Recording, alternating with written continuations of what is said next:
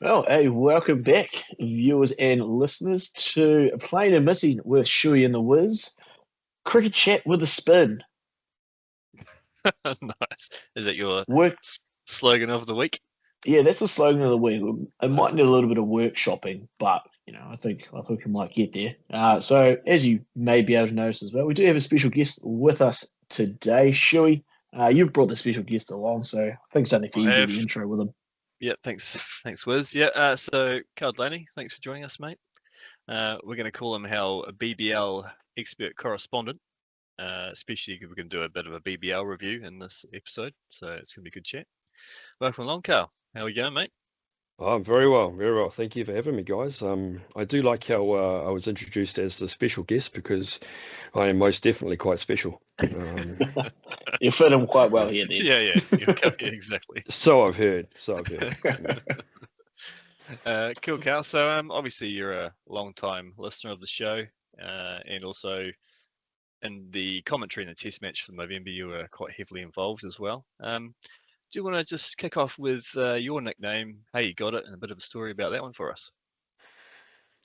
Yeah, sure. Look, I've got probably many nicknames, but most of them would be under the category of not safe for work. So we'll go for one of the more basic ones.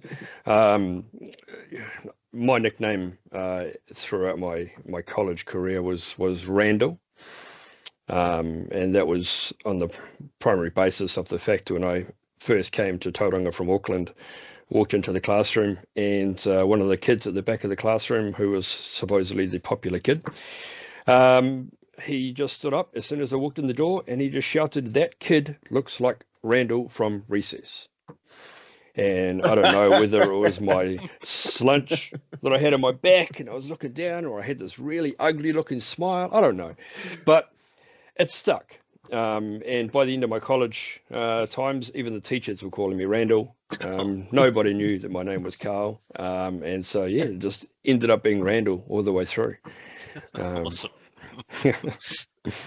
Jeez, that's unfortunate, mate.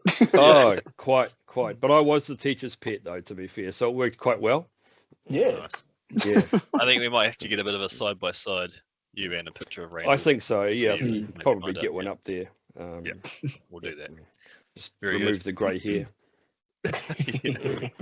Well, you probably add someone to me, yeah. Just even it out a bit, you mean?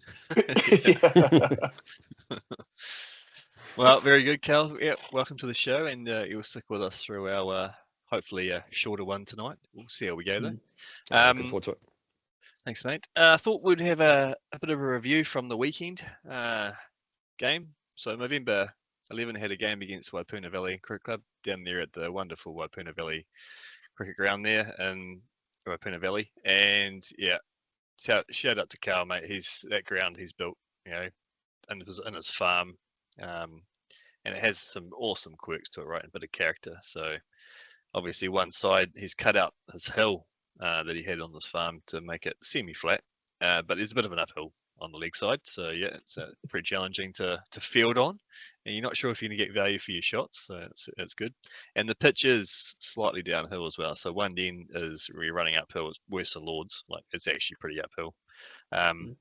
You think maybe that's the new style of cricket we're going to get to at some point, where the field's going to be on these weird little angles, just to sort of change the game style up? Spice it up Some a hot bit. spots Yeah, in the man. field, yeah. Yeah, Yeah. a couple of holes to roll your ankle. Yeah, true. Could be. But yeah, no, it was a wonderful day. At half time, we lost the toss and we were sent out in the field. It was a stinking hot day. And at half time, I thought we were quite happy. We had them all out for 186, I think it was, 183, sorry. And we got Carl out, which we hadn't done before. So he'd scored a couple of centuries against us, so we were quite happy. And I think after about 6 overs, correct me if I'm wrong, Wiz, and you wrote me in the betting, we were about 50 odd for none after 6, so we're going quite well. Yep. And then there was the old collapse. The Wizard started to collapse. He did. Pretty sure we lost 8 wickets for a good 50 runs, right? It was pretty bad. Yeah, probably one of the worst collapses I've seen, to be fair. Yeah, so not going to play my trumpet too loud, but I came at number 11, needed 43 runs to win, and it was myself and Shane Spitalia. So shout out to Shane. Thanks for coming yesterday. Thanks for playing. Who? Sorry. Shane Spitalia is his name, but his actual name is Muscle. I'll let you explain that, Wiz, since you donned him with that nickname. All right. Well, it doesn't. A Movember game isn't complete without somebody getting a new nickname. And as Movember isn't here for profit to fill our own pockets, it is a charity. We don't have the widest range of sizes in the kit bag. And unfortunately for the Muscle, he was one of the last ones to pick up a shirt. And I honestly was very surprised that within the first 2 minutes, his nipples didn't go straight through the shirt. It was the most muscle fit shirt I've ever seen on a man. So he was and will always now be just the Muscle. The Muscle, yeah. Nice. Yep, good shout. Yep. So we batted for a few overs there, and we got it down to about 3-4 runs off the last 2 overs, and I had to strike. I was batting down the hill, trying to hit up the hill, so it's a bit harder to hit. I just wanted to see off the overs to get into the last over so we could have a go from the other end. Managed to miss the first ball. Second one jagged back, just managed to keep that out, and then the third one went to block it, missed it, cleaned up my off poles, and we lost by 3 runs. So still pretty gutted today about that. But I fully blame the middle order for the massive collapse that we had. You're not wrong. I do think there is one other person to blame for that as well. And I think it started right at the start of your story. It sounded a lot like you said we lost the toss, Shoey. I don't remember 10 other people holding the coin. Pretty sure that was just you, my friend. Yeah, it was. I'll take that one. But I think the worst call of the day was Harry keeping. We had 1 wicket to get, probably 30 odd overs into the innings, just fully out the open. Oh, we haven't dropped any catches today. Oh, he didn't, did he? He did. The next ball, straight to cover, dropped it. I don't think I've seen anyone apologise that fast in my life. Yeah, he was very apologetic about that, but yeah, that was the worst call of the day. Yeah. Oh, that's bad. Yeah. Anyway, that was a good effort from the lads. Yeah, it was always enjoyable playing for Moving, but especially against Wapuna out there. It's a great ground. Yeah, look forward to it again next year. Definitely. Yes. Right, Cal. So we'll get you come in here. BBL review. You've watched a fair bit this season, so I'm told.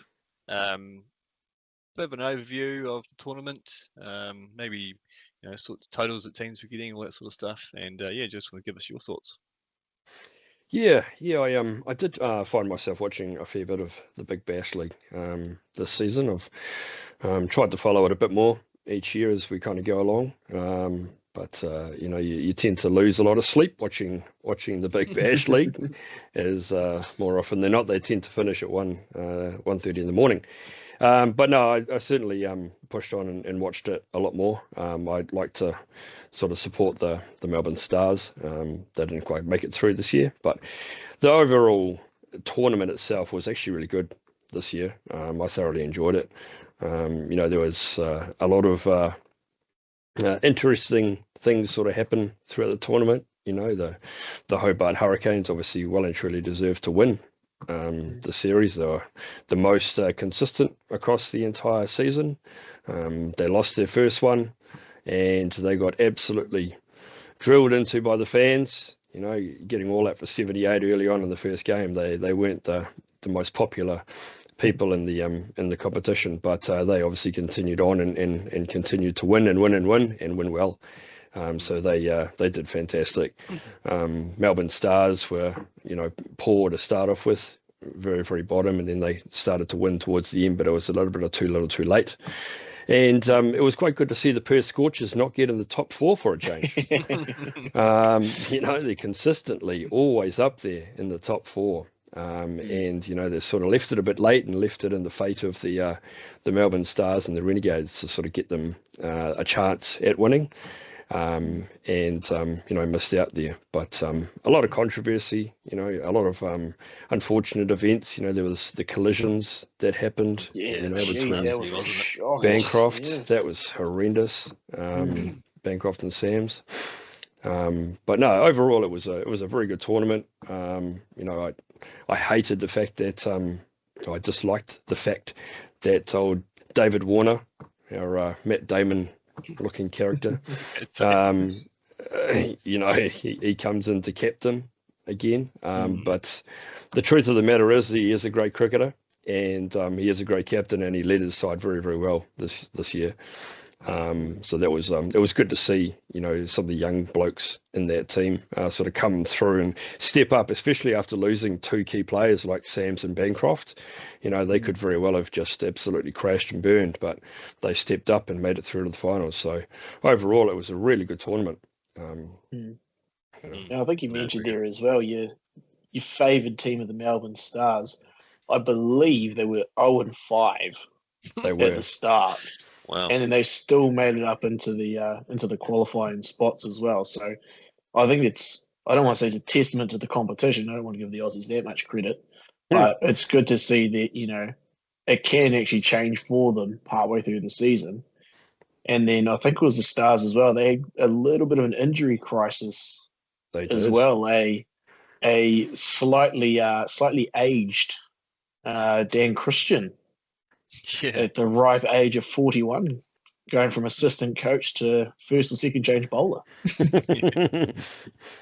Yeah, they've got some oldies in that squad. But, you're right. Starting off 0-5 and then winning the next 5 on the trot to keep the season alive and have the chance at a playoff against the Thunder. They did well. They certainly had the opportunities there. I don't think they would have done it without old Maxi. But we'll see what happens going forward. Yeah, that catch she took, that was outrageous. I don't think I could actually jump that high standing still, let alone being able to do it and catch a ball. Yeah, it was just incredible. He looked like he was going up to catch it with 2 hands, and then he just pulled out one hand at the last second, and then just scooped it. It's like he'd practiced it 100 times. Yeah, he probably does, to be fair, right? You are, yeah, true. Yeah. Yeah, I don't want to rush our special guest as well, but there were a few suggestions end of BBL for some upcoming seasons as well. You mentioned Glenn Maxwell. Not a fan of the power surge as Glenn Maxwell, which sounds strange coming from a bloke that's known for hitting bombs. I think he's kind of forgotten that not everybody can hit a ball as cleanly as what he can. Yeah, well, that's the thing, isn't it? Is that he was hitting the ball so well this season. I think he mentioned it was just coming so natural to him. He wasn't trying, he wasn't thinking about things so much anymore. He was just standing there and waiting for the ball and just playing it. Whereas in the past he was constantly thinking about where he can sort of put the ball and what shot he's going to play that entire ball, but he just changed everything and was hitting the ball so clean. So, not every player can do that. So if they were playing no power surge, the Melbourne Stars probably would have smashed everyone, right? Yeah. I think is it going to make that much of a difference for Maxwell with bat in hand? Probably not. But no, I think his reasoning was he says he doesn't align with international T20 cricket, so there is no power surge, right? So that was kind of where he was going with that angle. Right. Is he still in the Australian mix? I assume he is, isn't he? Yeah, I think he still would is. Hope so. Yeah. Must be right. Yeah. And the other point there is the BBL auction. So Aaron Finch has called for an IPL style auction for the BBL. What do you reckon about that one? Oh, look, I like the idea. I still think some of the good things about the BBL is you get a lot of the local talent for the local teams, and so your local supporters tend to get behind that. I can't imagine it would be the same if Mitch Owens was going out to play for Melbourne, when he's just done what he's done for Hobart. I think maybe there's quite a benefit there for maybe the international players that they bring in for them to have the auction, but I think maybe having you know, a portion of the team of actual local talent. I think that's probably quite important. Yeah, good call. Yep, Definitely. cool. Oh no. Well, that is a fantastic wrap up of our BBL. It is. And to be fair, we only actually told Randall about 28 minutes ago that he was going to be a specialist, so he's done pretty well. I still don't think I'm a specialist, but I'm special. Don't forget that. Yeah, we won't. Now, Shoey, mate, I think the question does need to be asked because we for a go? minute there, whilst we were doing a setup, the question was posed to Randall. Randall, mate, have you seen the video of the ball of the test match from the November versus Seddon test match last year? I did. I was fortunate enough to be watching that on the big screen at work, actually. Nice. And so now that was great. You know, I was tuned in and watching that. But after seeing that delivery, all I could think about was, you know, that batsman, you know, really needs to go to Specsavers. You know, you just, Oh, no, hang on. You've got a big screen. You can see how much that moved. Mate, looked pretty straight to me. Yeah, you definitely are a Randall. I'll give you that. Oh, that's good. Righto, now, Shoey, before I dig some bigger holes okay. for myself, what do you think of a Shoey slog this week, my friend? Shoey Slog? Yeah, so I think we can't go past, I know we've come back to November again, but we can't go past it, can we? 3 players from the November, who have played for November, sorry, in the CD T20 side. So that's a pretty good effort. So Angus Shaw, Victorious CD side. victorious. Yeah, I was getting there. You just stole my thunder, mate. But it's all good. Angus Shaw, Will Clark, and Jack Boyle have all played for November. And we got some pretty proud dads, right? Colin Shaw and the sheriff himself from the Hawke's Bay. Both are fathers, obviously, of those two. So, and they've all played for November as well. So we've got a pretty awesome photo of them with the winning medals around their neck in the November chat. So I'll post that up too. So big shout out to CD boys for winning the T20 Super Smash this year. Massive effort. Great work. Yeah. I think the key thing too is those, so especially Angus, Will, and Jack have all made contributions this season with various different roles, right? Even Will with the ball as well. Yeah, pulling a little medium steam up deliveries, which is yeah, it was great. I think in the game on Wednesday this week, last week, sorry, against Auckland, Angus came in and hit 16 runs off 4 balls, so pretty good finishing, Awesome. wasn't it? So yeah, Decent strike rate. big shot. And Jack's got Jack's got a few 50s this season, so yeah, it's just going from strength to strength, and we're just taking credit for that as a November side. Fair enough too. Just before we move on there, Wiz, you had some stats. You're a bit of a stats man, right? So you had some stats for the Kiwis in the BBL. Do you want to give us a bit of a run through I don't know if we want to label the Wizard as stats, man, because if we start looking at the Wizard stats, it's not pretty viewing. But yeah, so there's been that little bit of talk in the media recently.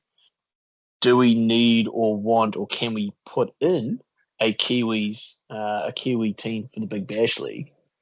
So we had a few Kiwis playing in the Big Bash. We actually had Colin Munro, who was captaining a team for a while with Kawaja actually playing some Test match cricket.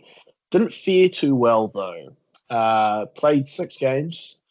Only got 46 runs off the bat, which gave him an average of 7. But I think the worst part for him, unfortunately, playing T20 cricket, a strike rate of 62.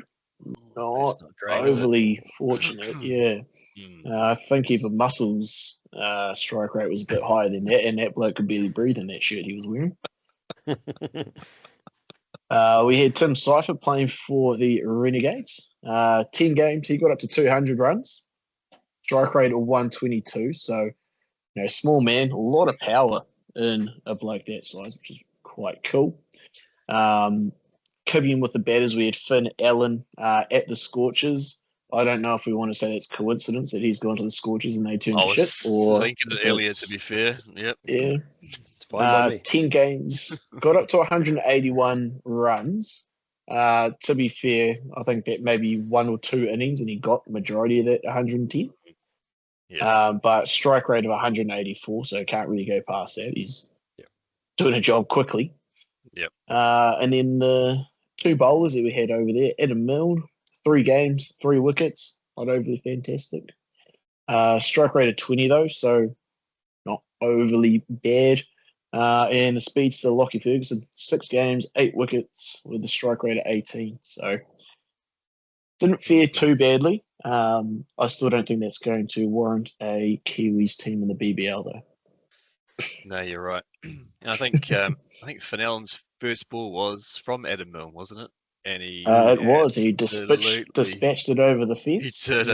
And He then his either his off or middle stump went missing. Yeah, the next ball. It's just That's the Yeah. one. no, thanks for that, Wiz. That's some good stats there. You're right, mate. Right, moving on to Wizard Spells, bold predictions or magical cricket moments from the week. I know you've got a big smile on your face, so I'll let you take it away. Mate, I'll be honest with you, Shoey. There were many moments that we could have picked from last week, right? So you've got India absolutely obliterating England in their last T20. There was a local club game in Hamilton. I'll make sure I get the numbers right from this. 35 over game. They scored 418. I won't give you the top score number, but the second top scorer was 29 with the bat. 59 extras. And one bloke hitting 250. Holy smokes. Wow. And as big as that is, it still doesn't make magic moment of the week. So, Randall, I'll set the scene for you. It was a scorching hot day out at Waipuna Valley. And the easiest way to tell it was that scorching hot is our number 11 went out with a black helmet. But it was actually working so hard, it actually got so hot it turned white, and it looked like it was made in the 1980s. And this number 11 of ours decided, you know what, the middle order hasn't done their job, so I'll do it for them. And I don't think I've seen a number 11 pick a ball off the top of off and dispatch it to cow corner as many times as I saw Shoey do on the weekend. Yeah. It was beautiful viewing from the number 11. Thanks. Maybe mate. he needs to bump up the order a bit. We tried to. He was not having a bar of going above 11. I think because he didn't go out to umpire first, did his captain's duties, but he made a slight fashion error on Sunday and he wore all black I did. in about 26, 27 degree heat. So I think dehydration came into that. Wasn't smart. I think I made the mistake of only doing half the order and then going to umpire. And then by the time I got back, the order had been made up by the rest of the guys, right? And I was down the bottom. It's just how it worked. Lucky. Yeah, all good. Mate. That was all good. Well, you know, we've done better for our viewers this time, everybody, which is fantastic news. Randall, mate, it was an absolute pleasure having you on with us today. I have no doubt that your boss is now going to fashion some kind of trophy or certificate to give you as the new BBL specialist from the Plain That was the only Boys. reason I came over was for the trophy and the certificate. So, Yeah. but no, thanks for having me, boys. Yeah. It was great to get on here and talk a bit of crap with you. Yep, no, sounds good. Thanks for coming on, mate. Randall is going to stick in the office and make sure I'll spread that round, eh? Yeah, good on you. Yeah, good on you. Sweet. Cheers, mate. All right. Thanks, boys.